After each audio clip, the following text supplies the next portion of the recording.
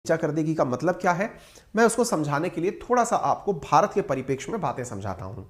आपको जैसा कि पता है कि देश में कानून बनाने वाली जो संस्था है,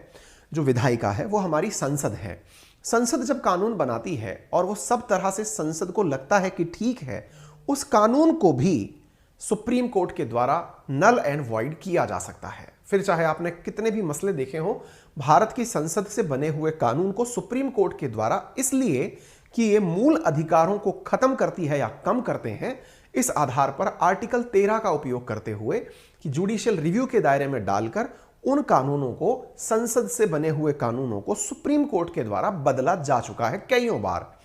इस प्रक्रिया को आप जुडिशियल रिव्यू के नाम से जानते हैं। और इसमें एक सबसे अच्छी चीज जो निकल कर आती है वो क्या है कि हमारे देश की जो सुप्रीम कोर्ट है वो हमारे मूल अधिकारों की रक्षा के लिए जो संसद के द्वारा कोई कानून यदि मेजॉरिटी को ध्यान में रखकर बना दिया जाए, क्योंकि लोकतंत्र में सरकार बहुमत के आधार पर बनती है, और बहुमत वाली सरकार कोई ऐसा कानून बना दे जो कि अल्पसंख्यकों के लिए या किसी ऐसे व्यक्ति के लिए जिसके पास में अपनी बात कहने का मंच नहीं है, उनकी रखवाली सुप्रीम कोर्ट मूल अधिकारों के आधार पर करता है। तभी तो भारत के अंदर आर्टिकल 25 सेपरेशन ऑफ पावर्स की बात करता है। हमारे यहां पर जो भी अपने अपने अधिकार हैं उनकी पृथकता की बातें की जाती हैं। यही कारण है कि भारत में सुप्रीम कोर्ट अपने आप में उतनी ही सुप्रीम है जितनी भारत की संसद है, और इसी प्रकार से न्यायपालिका, कार्यपालिका और व्यवस्थापिका तीनों एक दूसरे के साथ पैरेलल को एग्जिस्टेंस में चलती हैं। लेकिन लोकतंत्र गवाह है कि जब जब संसद को सुप्रीम कोर्ट से चैलेंज मिला है, तब तब संसद ने सुप्रीम कोर्ट को अपने अधीन करने का प्रयास किया है।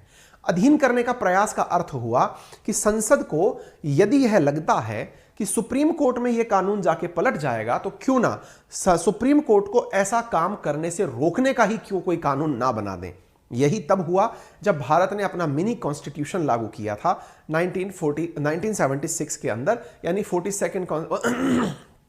42nd कॉन्स्टिट्यूशनल अमेंडमेंट के अंदर हमने कोशिशें ऐसी की थी कि हमने सुप्रीम कोर्ट की कई ताकतों को बॉक्स में लाकर खड़ा कर दिया था। खैर,